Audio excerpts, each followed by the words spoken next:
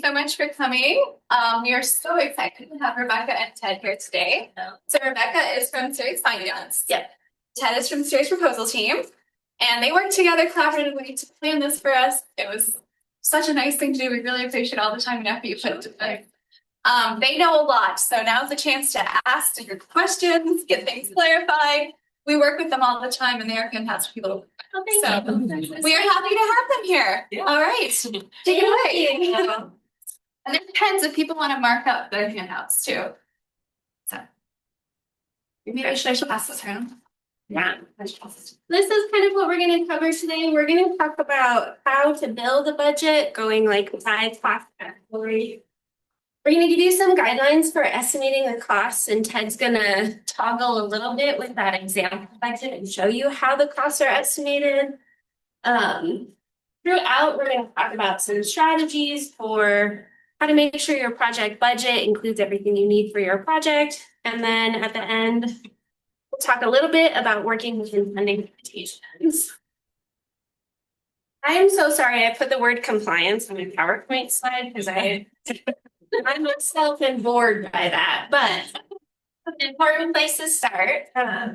So on the right here, this is just like a graphic showing the order of precedence. In the sponsored projects world, we have these different layers of regulations that we have to pay attention to. Outside the triangle is sort of the most broad set of regulations, and then going from the bottom of the triangle up, you see these increasing levels of specificity. So all of our sponsored projects have to comply with the uniform guidance. That's a set of federal regulations that applies to all grants and cooperative agreements made by the federal government. And then moving up, we might have more specific rules set by the agency or by the award terms and conditions, program announcement. We also kind of exist within this overarching environment of CU policies and CU laws, and I also like that they included common sense is here. The most important thing to remember, even though it's like shown linearly, is that we have to follow the most restrictive requirements. So it's not super common, but if you had an award that allowed for a specific cost, but then CU policy didn't allow for that cost, we would have to follow CU policy because it's the most restrictive.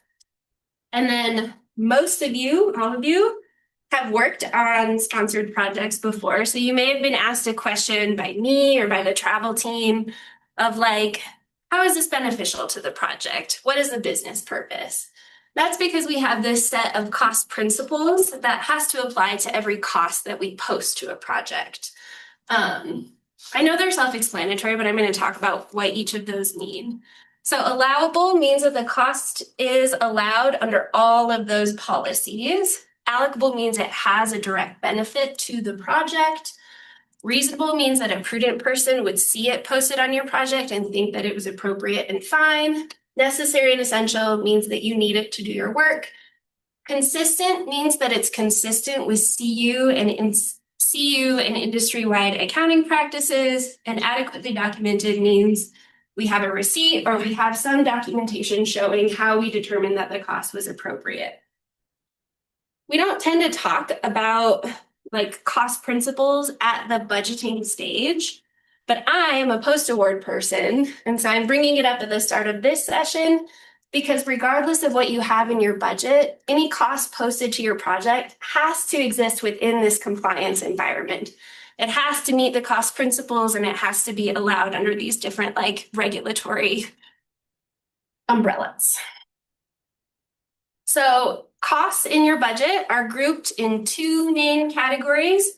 They are direct costs, and direct costs are directly beneficial to your project and are tied to an explicit activity in your project work plan. An indirect cost is something that like you need to do your work, but might not be necessary just for that one project or just for one project activity.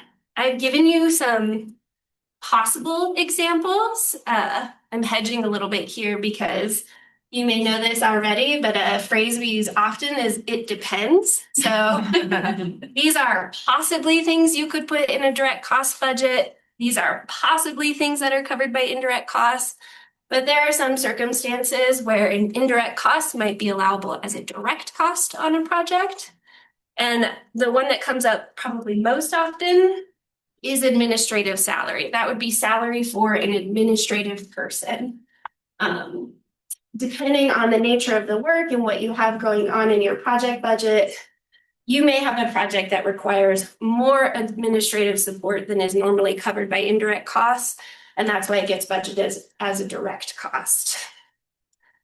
The other thing I want to mention, and I feel like I talk a little bit out of both sides of my mouth, but your budget is a best estimate of what you think you need for your project, of course, but that doesn't mean that your budget gets to be like whatever you want it to be. That we have standards that we use for estimating certain costs, and we encourage you to be like thoughtful and thorough when you're thinking about what you need in your project budget.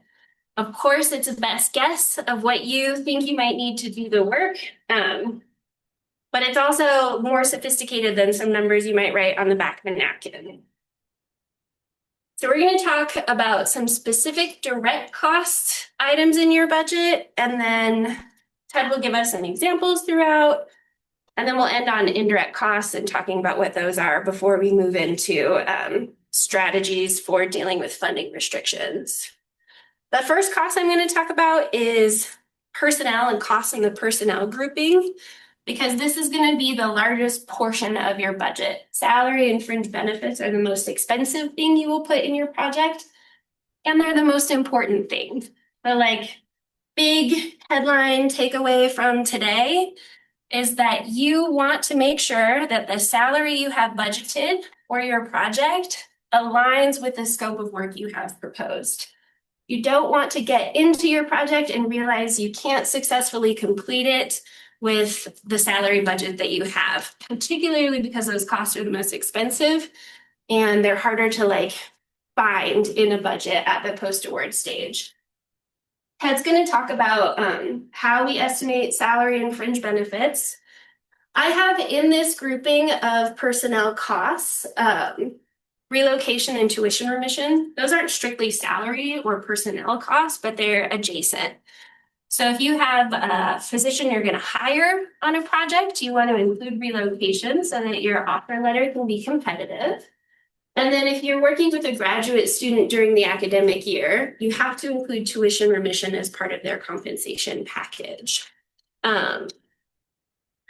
I also think it's important to acknowledge that you may have some known unknowns as you're budgeting. You might have positions that you want to specifically hire for if your project gets funded. And in those situations, I encourage you to think about where that to be hired position falls in your project plan. Be thinking about how long it might take you to recruit that position after you're notified of an award, and then whether or not a delay in either an award notification or in making an offer is going to affect your project timeline or your deliverables, and stage that higher in the budget accordingly. You might also have people that you're working with who might be on your project, but you're not really sure, and you don't want to name them in the budget because you're not quite sure who will do that work.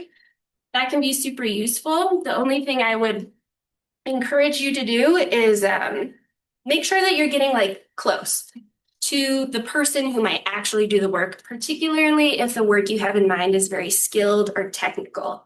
Again, making sure that you have the salary budget that you need in order to actually complete the work is the most important takeaway here. This is kind of an example of how you might see project roles narratively captured in a budget. We have these different types of personnel who work on a project, and they might work on the project at these specific points during the year.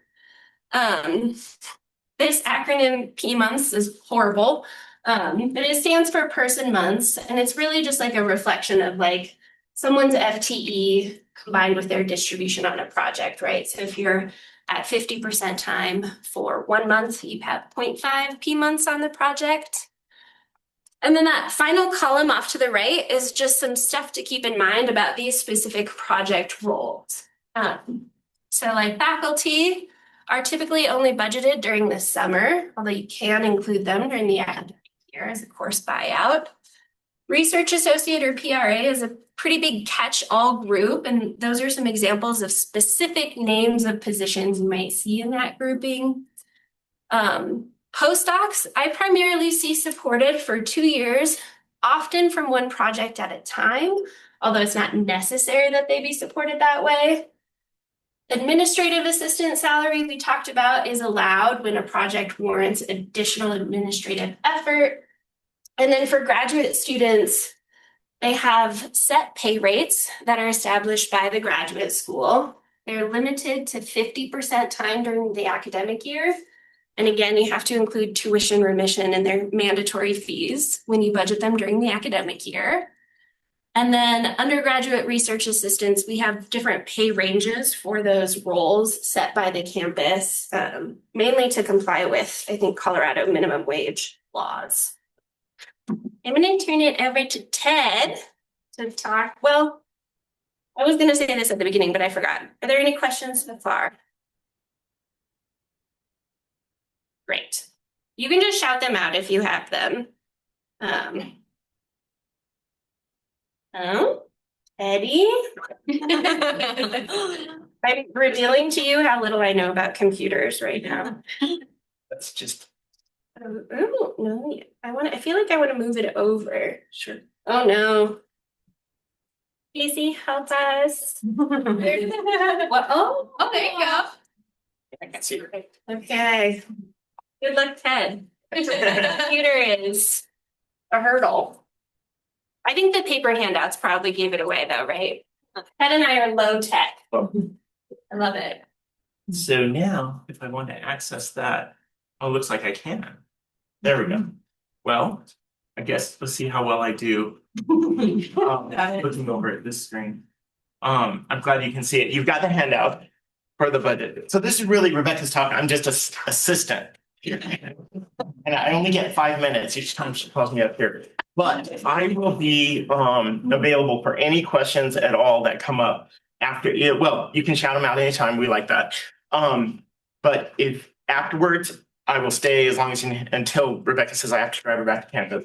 And I will answer anything that you have that brings up on this issue of the budget justification.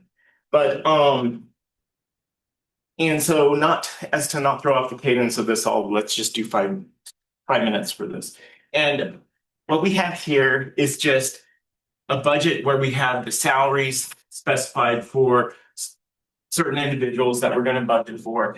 And we've got certain rules. Your PAs will help you throughout. Proposal analysts as series will help you throughout to meet all the requirements and such. And they, of course, are always going to follow the rules and regulations that Rebecca mentioned. They have that, and probably post-award is definitely going to make sure that happens. But we want to set you up on the pre-award side so that it's going to be easy on post-award when that happens. Now, what all I've done here is I've got a couple teaching faculty members. I've got a research associate, a professional research assistant, a postdoc, administrative assistant, grad students, one grad student and an undergraduate research assistant here. And there's certain rules that we have to follow for budgeting salaries, and we have to follow university salary amounts. So the only thing that we can account for merit-wise, so we can't say, oh, there's a promotion coming and we can't account for that right now. In the future, who knows? We'll work with the university. But right now, we can only account for what the university Office of Budget and Planning specifies is what they see as merit increase for that next year and the years to come. So the Office of Budget and Planning sends a document to OCG that says exactly what we can inflate, what costs can be inflated at what amounts, and we have to use that. So, but your PA, your proposal analyst, will help you with all of that throughout.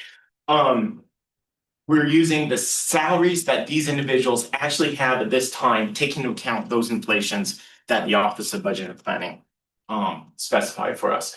When we're going to go for the research associate, and it's a research scientist one, just in the last year, this has been codified to a new process working with Series HR that for research scientists and professional research assistants, we will be asking the PA sorry, the PI of the award, of the proposal that we're building. Are they looking for what kind of functional title? And then we would get, there's a website you can go to determine where you think your functional title of that position sits.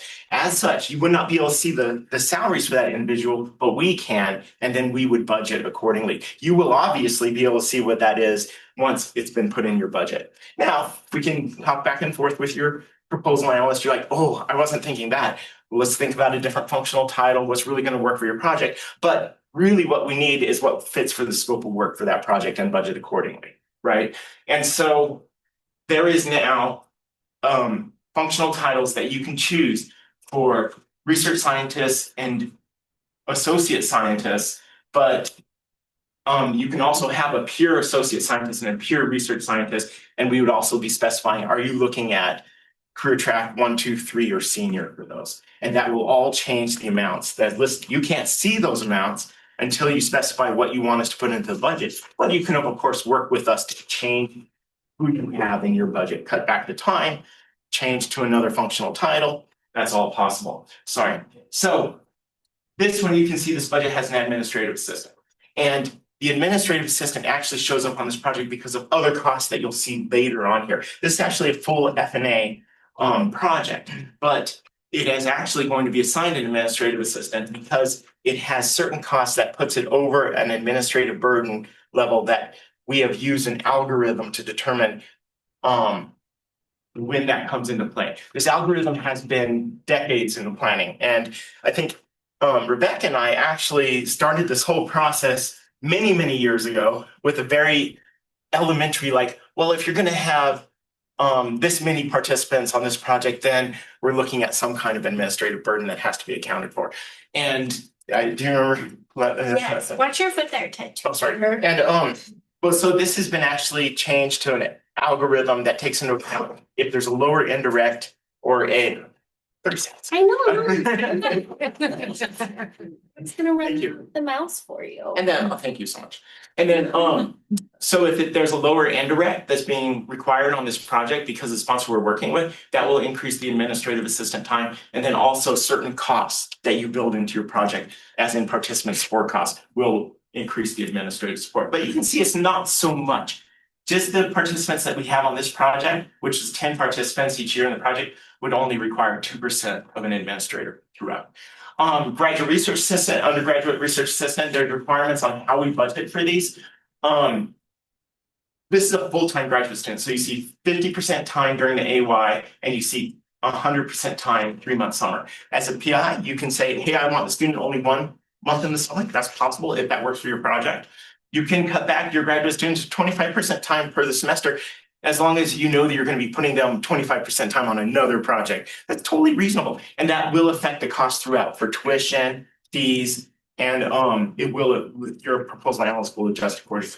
I think that's all I have time for at this moment, but I will come back with a lot more, and I will address the fringe benefit. Well, fringe benefits just follows, there's different rates for different types of positions. Graduate students quite a bit lower than a research associate. Teaching faculty is actually lower than research associate. And we can actually. Can I? Yeah, I'm sorry, I'm taking more time than I should. But the fringe, and this is just a little snippet, and if you can actually move over even more. Yeah, there's this is for actually the research associate PRAs, and you can see, well, why do we have to pay all of this for the 40%? That 40% is composed of 100% parts, and these are the sections for those. And if you want to compare, and we can talk about this later, just come see me, I can send you all of these. But like, so you have here the graduate student at 11.4. And what's different here? The health insurance for the grad students really coming up with a lot. This has nothing to do with what grad students paying themselves. This is separate. This is what universities paying for and other benefits. Sorry, I went longer. That was Dad, I have a question for you. So the functional title thing that you were describing, that is only for TBD people. Yes, indeed. I'm sorry. If you've got a person Yeah. that you're going to put on there, I should have been clear. If you have an individual and a named, we have to use their salary that they have at the university at this point. So we would be budgeting using that person's salary and their merit increases. If you're not naming somebody, it's to be determined, and then that falls to using functional title and then the salary accordingly. And the purpose just to be to get it as close to what you would actually pay somebody to do that as possible. Yes, that is the intent. Got it. And ever since we went through the salary process last year for compensation analysis, this is the end result. And it still took many months after compensation analysis to get to this point anyway. I think too, I've heard Angela describe in terms of like hiring strategy. They really want you to focus on like what level of experience and expertise is needed for the job you have in mind. And then they will advise on like a pay rate range, but you want the drive to be coming from that direction based on the work that needs to be done and not based on like the amount of money you have. The amount of money you have is a limiting factor for maybe how much time you can support, but the work itself should be driving the hiring process. If you want to see what we see when we go in for the functional titles, just when we come back to the budgets. Oh my God, it's gonna take me forever. Like that. I am sorry. Wait, no. From current slide, yeah. Yay. That's what I want. Scary stuff up here. Okay, I think Ted will give you some details on how travel costs. We're kind of moving like top down through the budget. So we did salary, fringe, now we're kind of moving into travel and other direct costs. So Ted will talk a little bit, I think, about how travel costs are estimated because we do have some standard rates. I typically see travel included in a project budget for these like three main reasons: for attending a professional conference, for conducting field research or collecting data, or potentially for project team meetings if you have a collaborative project.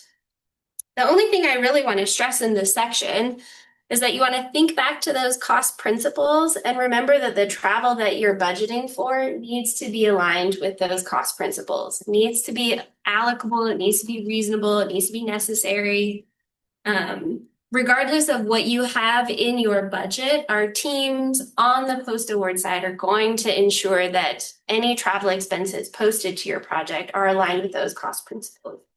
So like, it would be nice if you could include a 2-week personal trip for yourself in Italy in your project budget. Ted's team would never let you do that, but if you somehow snuck it through, you still wouldn't be allowed to charge it.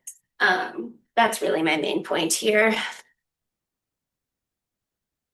These are some examples of other direct costs or operating expenses you might want to be thinking about including in your project budget.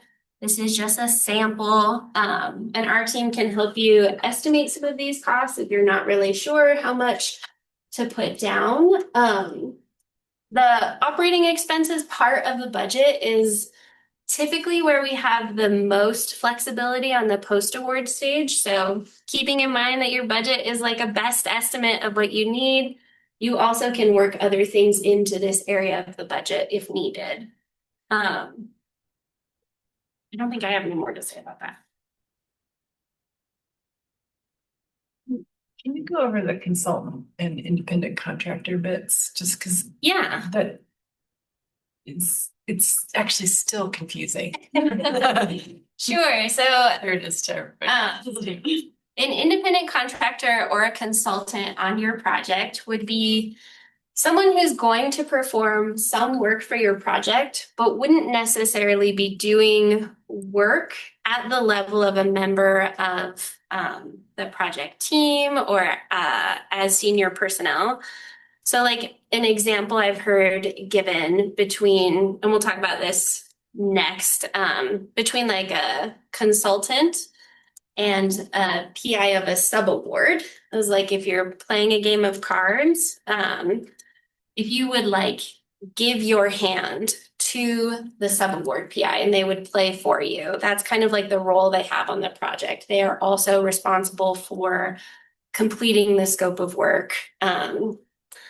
A consultant might be somebody who like sits next to you and advises you on what to play, but isn't actually playing any cards at the table. Is maybe a way to think about it. Vendors, consultants, independent contractors typically do like a piecemeal portion of work related to the project, but aren't responsible for the scientific direction of the project. Is that helpful? No. Yeah, and yeah, it is. I just wanted to flag it because that's a gray area, right? And so I think, and then there's also within the NSF lingo, there's another important distinction, the subawards being around cooperating institute or cooperating versus the subaward. So it's like there's different levels of control that the PI Right. rests with these partners. Yeah, particularly like in terms of a collaborative project where you have multiple institutions, it can be structured in different ways. So one structure is like lead institution manages subawards to the other institutions who are involved. NSF also does like direct funding to multiple institutions. So you might have a collaborative project where you each get your own money directly from the sponsor, and then you work together to complete the project, but you are independently responsible for reporting to the sponsor. And the other, in the pros cons world, the other issue but the other piece of the subaward is that you're also paying for F&A on the first 15,000 or? It's increasing to 50. It's currently 25, and that's going to happen sometime. Oh, I would say in the next few days to a week. Yeah. So this has a huge budget impact in terms of how you think about that. It's valuable to have a sub-awardee because you maintain more control as the PI if something goes wrong. But if something goes wrong with a collaborative proposal, that money is already directed towards that other institution. And that institutional PI has the control and purview over those funds. So it's kind of like this, you're navigating this system of checks and balances. Yes. And then I'd say kind of in your card example, it's like who holds the cards? Right. There's kind of a gradation here in terms of how you do project management. With the consultant and independent contractors you have the most control in that context because if it's not working out, it's easier to pull a contract than it is to pull a subaward. This is true, yeah. And I suppose the other thing to mention too is that we're not really allowed to use the independent contractor process to circumvent a hiring situation. So some of the consideration of whether or not you work with an independent contractor should be how material the work is, how essential it is for the project, and of course, the level of oversight that person needs, the level of access to university systems and structures. Yeah. And oh, sorry. Someone has their hand up online. Oh, no. You want to? Yes. Sorry to make things difficult. I think you can guys ask, hear but me? I'm not sure. Can you guys hear me? Oh, I can. I've been in the chat. Sorry, I'll just put it in the chat. It's fine. Here's something. Yeah, I can't really hear you, Alia. Are you able to type your question in the chat? Oh, wait, maybe you did. She'll put it in the chat. Perfect. One quick follow-up. Yeah. On the consultant and contractors, I can't remember, do you have to name them at the proposal stage or you can't name them because you have to go through a sole source?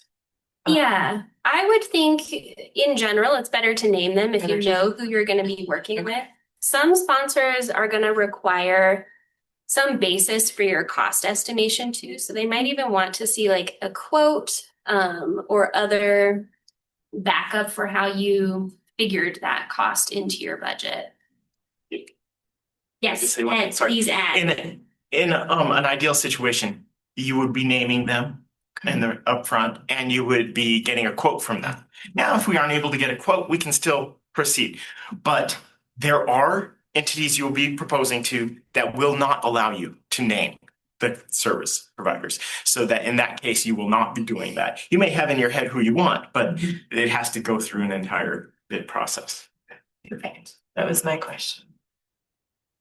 Okay, Alia's question is, when working with university partners outside the CU system, can you speak a bit more about how to decide whether they should be a subaward / subcontract versus a collaborative submission?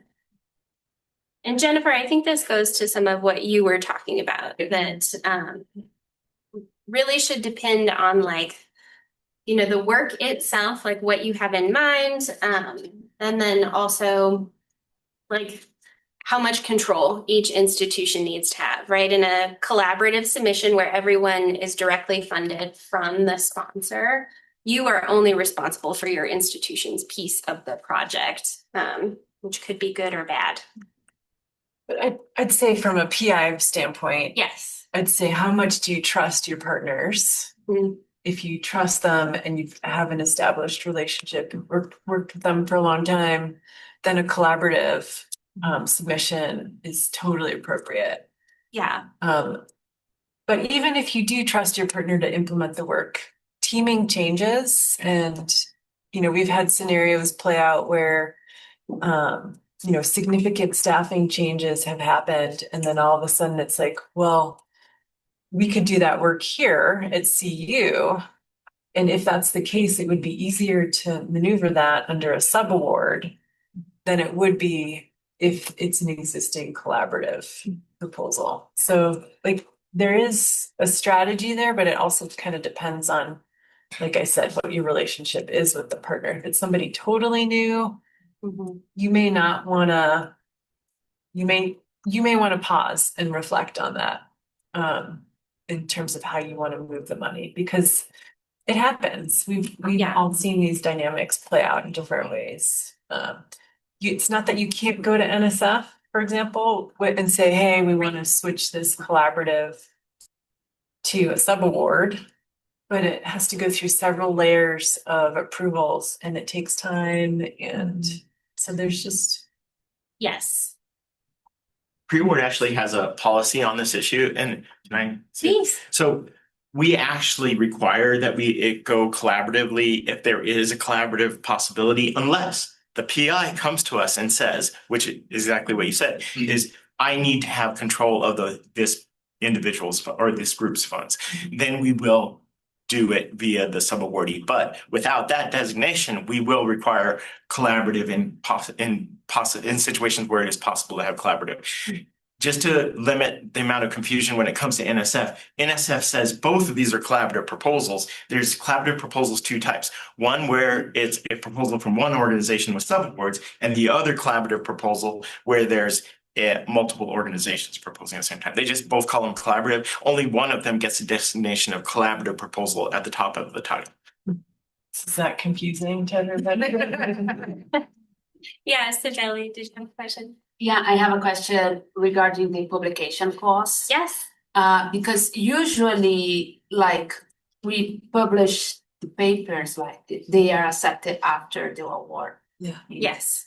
And is there any mechanism of retaining that money or any suggestion how we should deal with that? Yeah, that's a great question. We don't have a way to retain the money after the award ends. We do have a closeout period for our projects, which varies by sponsor, but it's usually 90 to 120 days after the award ends. And we could charge publication costs kind of within that closeout period.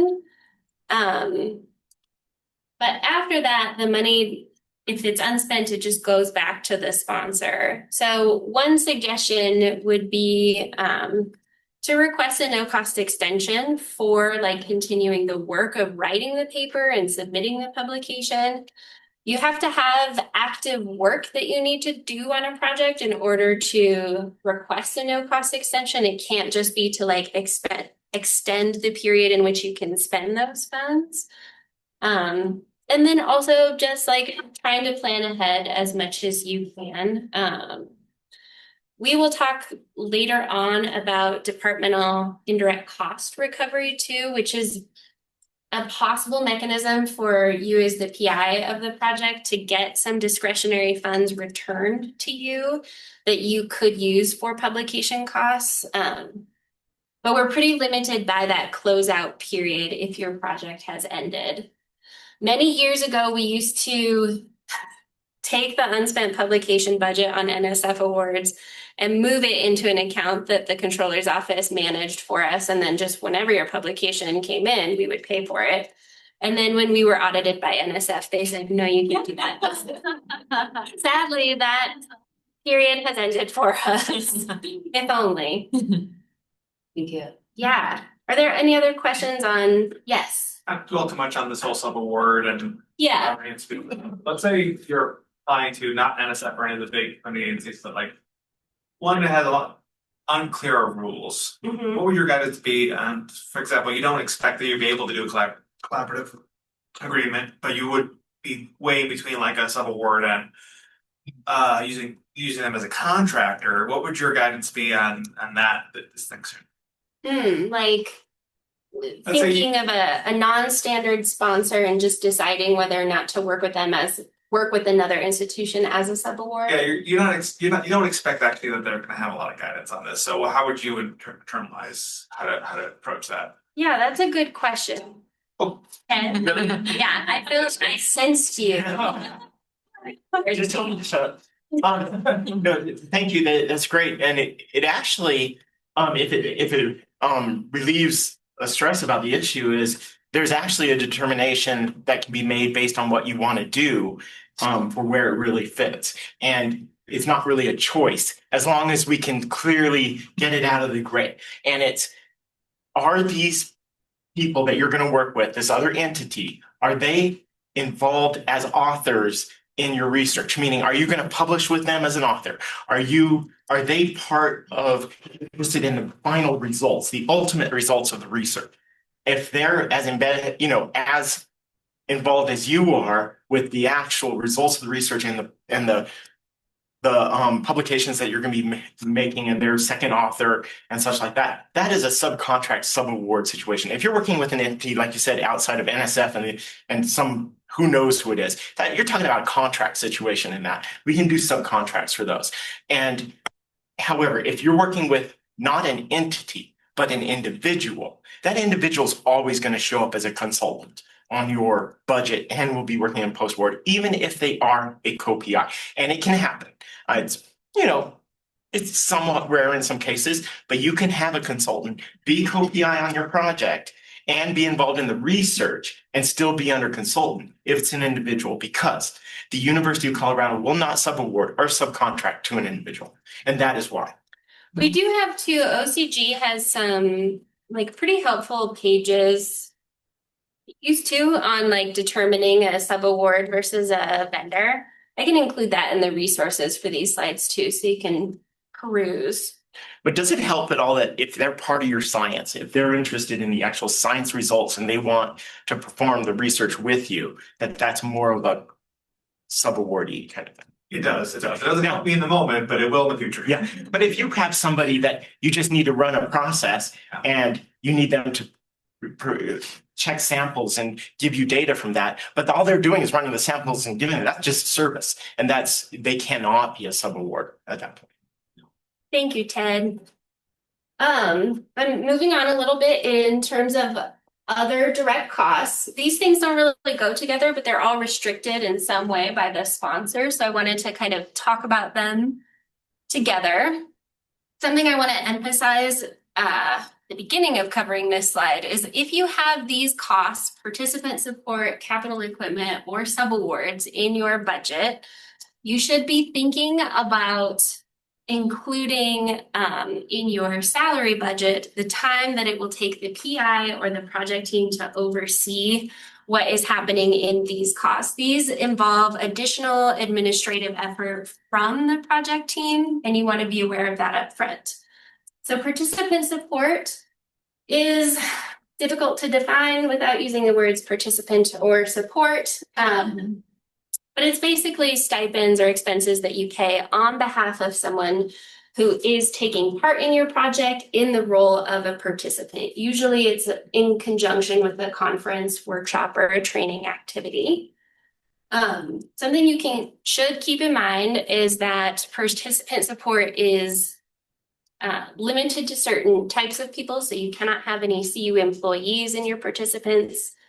Federal employees tend to have a really hard time receiving stipends to be participants based on their agency rules.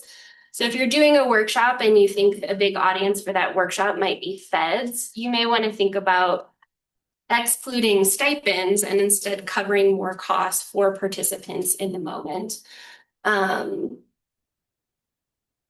It requires participant support changes, like moving funds out of participant support at the post-award stage requires approval from the sponsor. So you really want to be like closely tailoring your participant support budget to what you can realistically accomplish in your project and in your project's timeline. Capital equipment is now considered a piece of equipment that costs at least $10,000, has a useful life of at least 1 year. Sometimes it requires sponsor approval to purchase or dispose of. It gets tagged and inventoried every year. So those are the kinds of like administrative activities you're thinking about having to perform if you've got capital equipment included in your budget. I also wanted to mention there are two types of capital equipment. There's like special purpose equipment, which is used for a technical reason.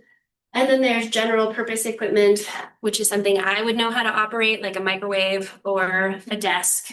And you are not allowed to include those in your budget. And then I feel like we've covered sub-agreements pretty thoroughly.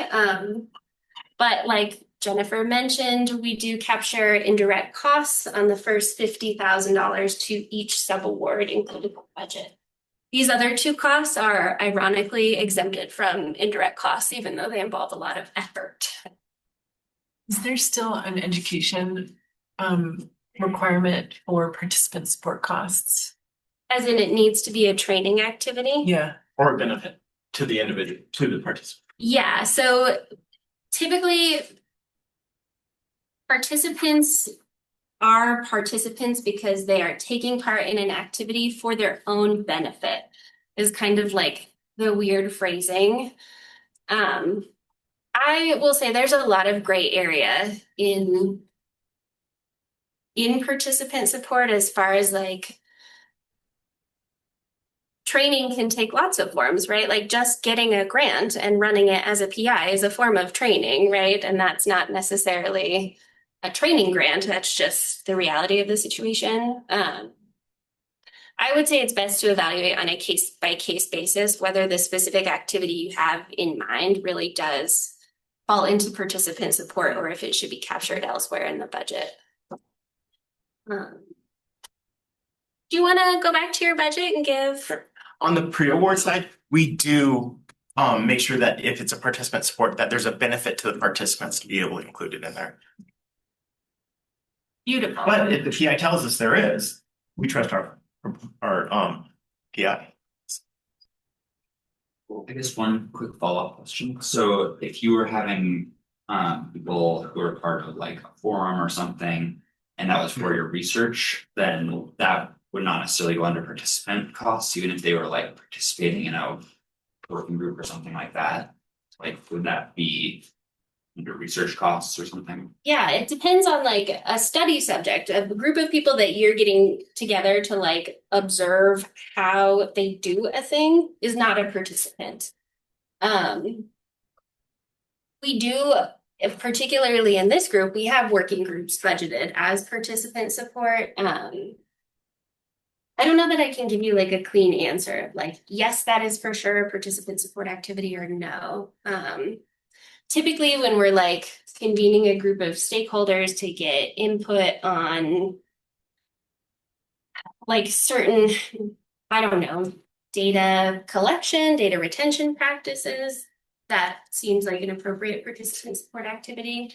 But I as a like financy, compliancy person, it's so hard for me to give definitive. I'm sorry. I'm trying to make your budget appear again. You're doing it. You're doing it. It's there. Yeah. That's- I don't want you all to have to see my horrific notes on the PowerPoint again, because I love tech. Do you want me to scroll for you? Do you want to You're- scroll you're for your not- slides? Can you just scroll up and I'll show them what we see when we're checking the sorry. Up? Yeah. Are you sure? Yes, please. Just come over to the left this way. Okay. Sorry, and so here's what we'll see. No, this is for your student assistants. If we come back over to a little left, but if you're hiring a student assistant, which is hourly, there's the student assistant 1, 2, 3, 4 you can use. I can send you the link, get that, see that. But this is what we would say, see if you're looking at an associate scientist who's a GIS analyst. And you tell us, oh yes, it fits GIS analyst and I want an AS1. Associate scientist 1. Then we see that it fits into this tier and we'd be using this number. But okay, sorry. And then postdocs right now. So all of we have this standard rates that we use to document. And if you want any information from that, just let me know. I can send to you. But we have to use our standard rates unless there's a good justification to vary from standard rates. Sometimes there is. And but our standard rates requires postdocs to be in between 65 and 70,000 per year right now. So we have to be in between there. But the PI gets to decide where in there they want to be. So for that specific deal. So thank you. Come on down. And okay, so we have the travel.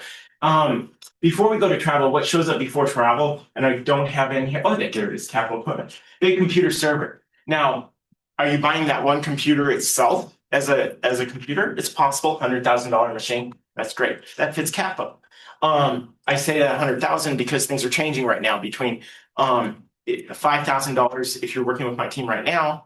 Above that can be capital, but in a few days it's going to be 10,000, right? Yeah. Okay, so in this case, what if you're buying a whole bunch of $3,000 items to build this computer?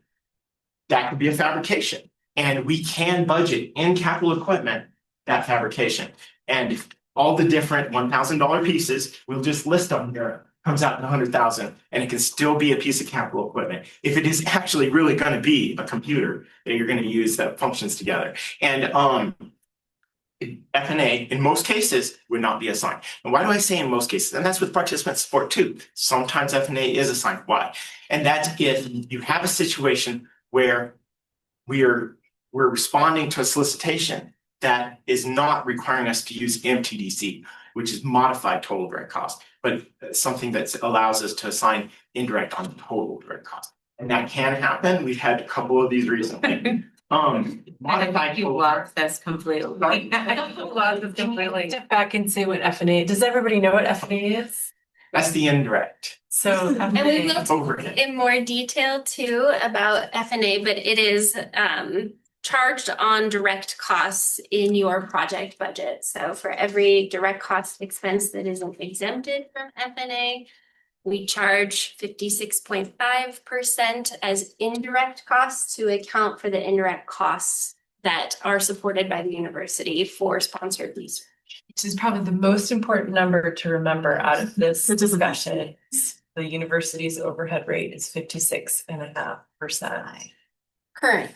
currently. And It does change because it is negotiated with the federal agency. It will likely change in the coming months. We are still waiting for our federal agency to get back to us on a proposal that Ted and I believe was submitted in FY 2022. Oh. Some one time. I didn't think we were going to bring that up. But that indirect cost rate is intended to account for just like we talked about, there are direct costs and indirect costs, but that rate is charged on projects so that we have a pool at the university from which to support the research infrastructure. Ted and I are supported somewhat from that indirect cost rate. It comes back to series, but mostly that indirect cost rate is supporting the operations at the university. But that rate does change. I've got a slide too showing what the rates are. What Ted is talking about is that, I can even show it on your budget. For the basis that we use, It's called MTDC. It stands for Modified Total Direct Costs. And it's modified in that it subtracts participant support, capital equipment, and the subaward amounts over $50,000. And that's what the indirect cost rate is charged on. Tuition fees. And tuition fees, that's right. Sometimes we have proposals or a sponsor that will allow us to capture indirect costs on total of direct costs, which we may do in certain circumstances. That's only in the situations that that sponsor is requiring a lower indirect anyway. And if the university does apply their full indirect, they are required to charge it only to MTC. So there is that. Modified total direct cost. If you want to read about it, it's in your budget justification that we handed out. We wrote specifically for the budget that's next to it that you have handout. What we do, and my team will go through our 20 page document and select the items that you need for yours specifically and try and build it specifically for your proposal. So we're taking a 20 page document, modifying the text in there, and then getting it over to you for your text edition. So we feel pretty proud about that service that we provide, and that hopefully is helping you guys quite a bit. But you can see that instead of a 18 page document there, you have like a 5 page document, and that's based on the budget that you have right next to you. And it should correlate exactly. If not, please let me know what we did wrong. But it should, and you can look, you can just go back and forth between the two. It should make sense. For travel, so we have to use our standard rates. So our standard rates require certain costs, and you can read in the budget justification, we have to justify. One thing that we always have to do is justify our costs. And I feel like that's one of the main things that we're responsible for. And so making sure, working with the PI, that's good justifications of all costs occurs. We have standard rates that's been estimated for decades now to come up with an appropriate cost for airfare and ground transportation. We always use $50 per day for the individual. Now, if you're going out on a field trip and there's extenuating circumstances and you're only going to need one vehicle and you've got 5 people, we're going to work with you on that. And that can all change accordingly for that. But in a general situation, you're looking at $50 a day per individual on the travel for ground transportation. This covers them getting to DIA, getting at their location, renting a car, getting back, all the ground transportation. This should fit all of that. If not, and you have some extenuating circumstance, we will work with you on that to determine what should be appropriate. But we'll probably specify how you're designing that. Lodging and per diem for domestically, the lower 48 is by GSA. I'm moving you along a little bit, Ted, because we only have 6 minutes left. For General Services Administration, for Alaska, Hawaii, we go to Department of Defense, and for international, we use DoD. No, we use State Department. Sorry, State Department. And airfare, we have a range that we can use the PI configure. Okay, so that's just standard rates for travel. Come on down. We've got standard rates for a lot of these, but it also depends on what the PI needs. But for publication costs, page charges for publications, professional peer reviewed journal is $2,500 for one publication. It's the best that we can estimate for. You see 5,500, and you can see in your budget justification why, but there's a $3,000 addition that we can add if you want to charge for open access and for that journal article. Some cases, your open access will be free. We can drop that off. Publication abstract AGU conference, we're $70 per abstract. That's in standard rates. Tuition and graduate students controlled by university by what we would charge. If you have a half-time graduate student versus a full-time graduate student, we'll cut that in half as long as they're going to be on another project. But this is for arts and sciences right now. Just to have one graduate student in a year, that's going to be $14,000 in tuition and $904 in fees. And if you have to be determined people on your budget, I hope my proposal analysts are talking to you about what should we be doing for relocation costs. And we have a range that the PI can pick for the different relocation costs for different hires. It's on your budget justification document if you want to see about that. I'm cutting you off. Okay. Okay, I'll start here just so you can see these rates. This shows the indirect cost rate history. We talked a little bit about what the rate is, and what it covers. If you would like more information on that, I'm always happy to talk about why our indirect cost rate is important and why we should have the full amount always on our project budgets. And then, you might have heard this acronym before. It's DAICR. This is a share of the indirect costs that CU generates that gets returned to the department. Series gets a share from the campus, and then part of that money, Series distributes directly to PIs to manage discretionary spending, and can be a good funding source for things that you would have liked to have put on your project, but you can't for whatever reason. And I want to make sure, yes. Like these distributions based on like the projects that we have, and so it's weighted by that. Yeah, so every fiscal year we do an analysis of spending on our sponsored projects, and then the indirect costs are charged on direct expenditures. Series gets a return from campus of 26% of the indirect 29. I always do that. 29% Of the collected estimate. of the indirect costs that have been charged on series funds in the prior fiscal year. And then series makes, I think it is 10% by PI. I actually don't know. Don't quote me on that. But then a portion of that return to series gets put in a discretionary account for a PI. So if you're spending a small amount per year, you might just see that balance kind of inch up a few $100s at a time. But it's there. And what that money really is great to use for when you get your return, or even if you can talk series into spending some of the other ICR return for a certain cost, it's best to spend those costs on what is normally indirect, not direct costs for your project. Because every time you spend indirect for something that should have been a direct cost, it's almost a misuse of indirect funds versus direct.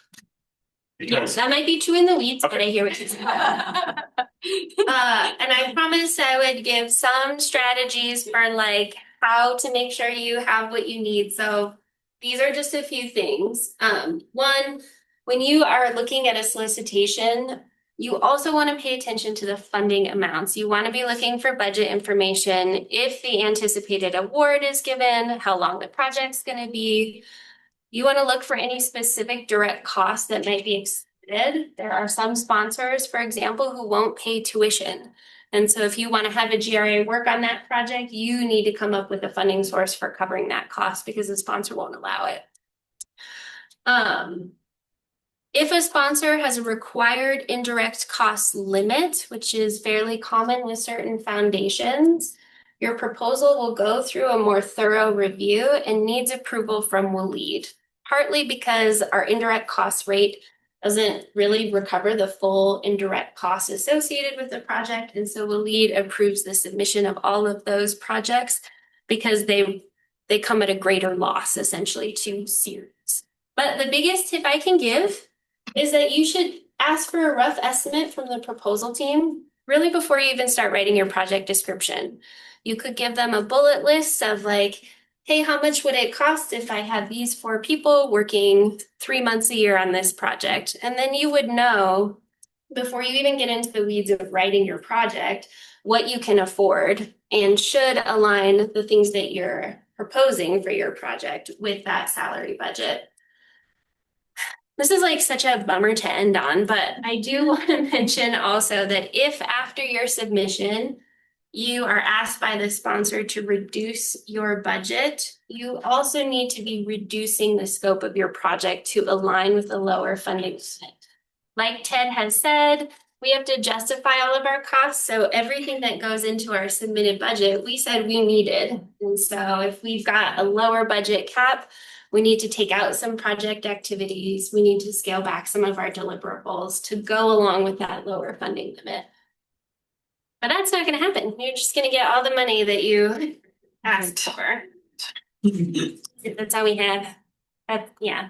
Extra credit question, what is a fully loaded GRA cost per year? What is a full year postdoc salary? Plus fringe plus overhead costs. Anyone? Postdoc about 100K. Not quite. Anybody else? 150. What's that? 150. Yep, it's 150K fully loaded postdoc per year. What about a GRA? 104. Yeah. So those are important ballpark numbers to have in the back of your head as you're kind of rough estimating a budget, right? So it's like as a postdoc, if you apply for something, you really don't want to apply for anything that's going to give you less than 300K, which is a two-year postdoc for yourself, right? And then it's like, oh, and I want to add this, and I want to add this, and it's very easy to build a $500 to $1 million budget pretty quickly, especially if you have partner institutions. But ask for the money that you need, even if it's a lot, ask for it. Oh, absolutely. Yeah, absolutely. I love this. You said this last year, Jennifer, too, but that like it's the same amount of work, right? To write a project proposal for $50,000 as it is for $500,000. So go for $500,000. Ted and I are available too if you have like extra questions. You want to email us. There'll be slides and some resources. Yeah. You. Yeah, thanks.